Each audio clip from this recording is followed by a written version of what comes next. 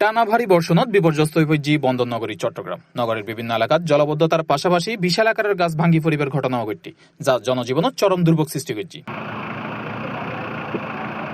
নগরের আস্কার দিঘি পাড়া এলাকাত এখন বিশাল গাছ ভাঙ্গি এনে বিদ্যুতের খুঁটির উদ্দি পড়ে। এতে করে এনে খুঁটি ভাঙ্গি যায় এনে আস্কার দিঘি ও তৎসংলগ্ন এলাকাত বিদ্যুৎ সংযোগ বিচ্ছিন্ন হয়ে পড়ে। স্থানীয় এক ব্যক্তি জানাই,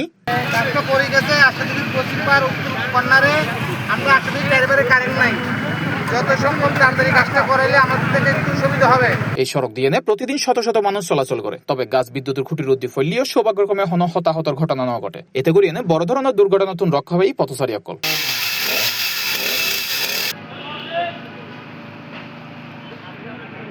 ইন্দি গাছ ফরানোর পর ওই এলাকার যান চলাচল সাময়িকভাবে বন্ধ আছে। খবর পাইনে ফায়ার সার্ভিসের সদস্য সকল ঘটনাস্থলত পৌঁছাইনে গাছ অপসারণে উদ্ধার অভিযান শুরু করে। স্থানীয় প্রশাসন পরিস্থিতি স্বাভাবিক করতে হাজগরি যার। C+ TV, Chittagong.